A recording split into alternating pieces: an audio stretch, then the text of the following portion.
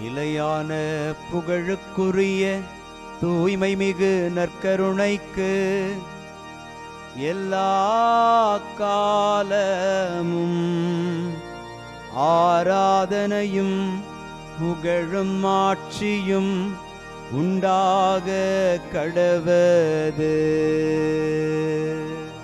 நிலையான புகழுக்குரிய தூய்மை மிகு நற்கருணைக்கு எல்லா காலமும் ஆராதனையும் புகழும் ஆட்சியும் உண்டாக கடவது. நிலையான புகழுக்குரிய தூய்மை மிகு நற்கருணைக்கு எல்லா காலமும் ஆராதனையும் புகழும் ஆட்சியும் உண்டாக கடவது.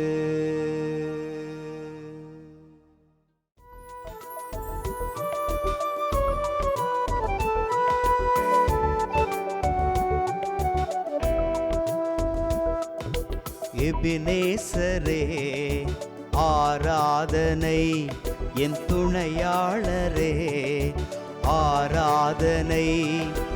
எபினேசரே ஆராதனை, என் துணையாளரே ஆராதனை. மறப்பேனோ உமது அன்பை, மறப்பேனோ உமது அன்பை. மண்டியிடுவேன் உன் பாதத்திலே, மண்டியிடுவேன் உன் பாதத்திலே. ஆண்டவருக்குள் பிரியமான சகோதர சகோதரிகளே, இன்று ஜூலை மாதம் 11ஆம் தேதி வெள்ளிக்கிழமை.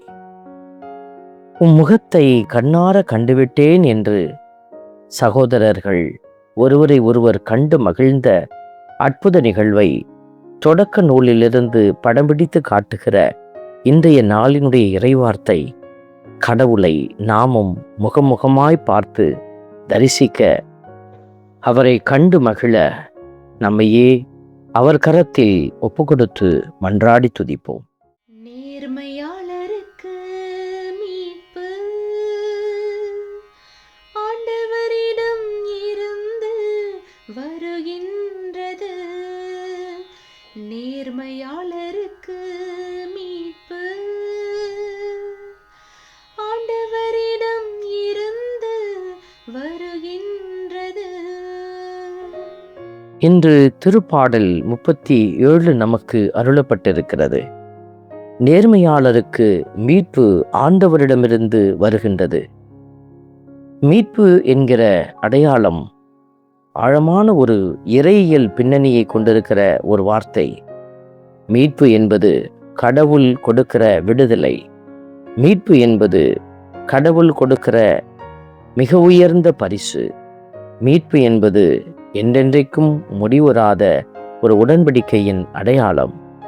இதை ஆண்டவர் நமக்கு அருளுகிறார். இது நேர்மையாளருக்கு கடவுளிடமிருந்து கொடுக்கப்படுகிறது.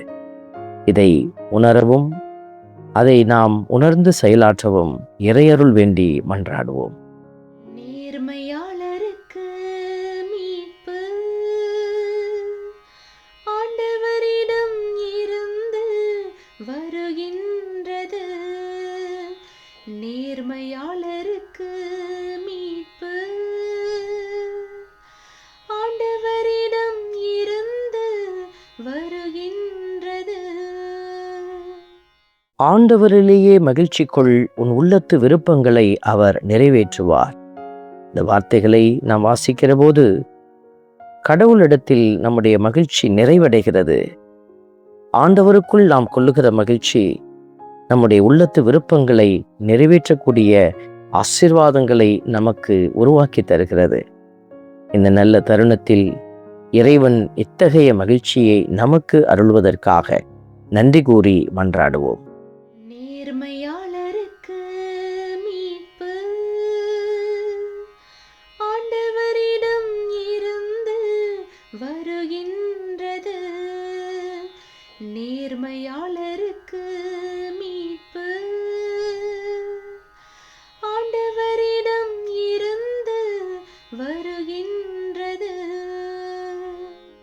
தீமையினின்று விலகு, நல்லது செய், எந்நாளும் நாட்டில் நிலைத்திருப்பாய்.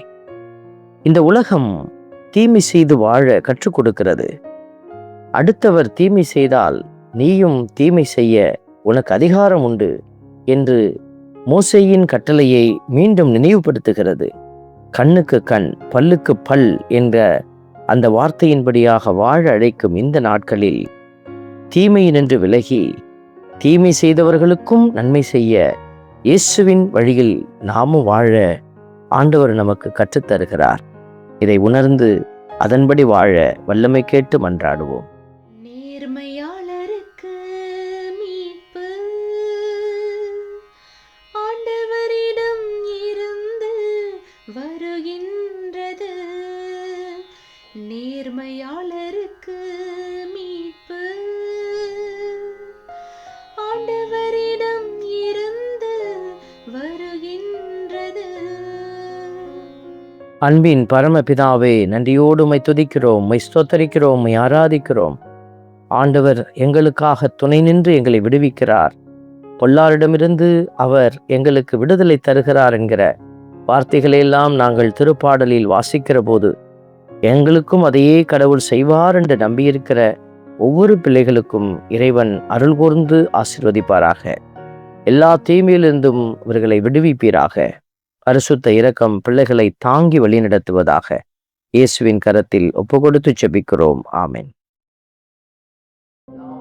இறைவன் தந்தை, மகன், தூய ஆவியார் உங்களையும் உங்கள் குடும்பத்தையும் நிறைவாய் ஆசீர்வதிப்பாராக.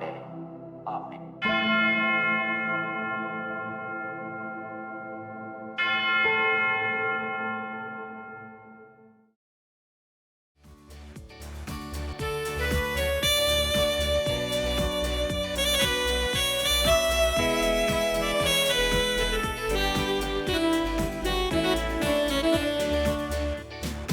இஸ்ரவேலின் துதிகளுக்குள் என்றும் வாசம் செய்பவரே, உம்மை நம்பி வந்த யாவருக்கும் என்றும் நன்மைகள் செய்பவரே, உம்மை என்றென்றுமே என்றென்றுமே பாடி புகழ்ந்திடுவோம்.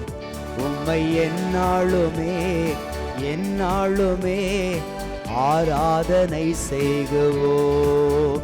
உம்மை என்றென்றுமே என்றென்றுமே பாடி புகழ்ந்திடுவோம். உம்மை எந்நாளுமே எந்நாளுமே ஆராதனை செய்குவோம். ஆராதனை ஆராதனை ஆராதனை உமக்கே. அல்லேலூயா அல்லேலூயா, துதி மகிமை உமக்கே. ஆராதனை ஆராதனை ஆராதனை உமக்கே. அல்லேலூயா அல்லேலூயா, துதி மகிமை உமக்கே.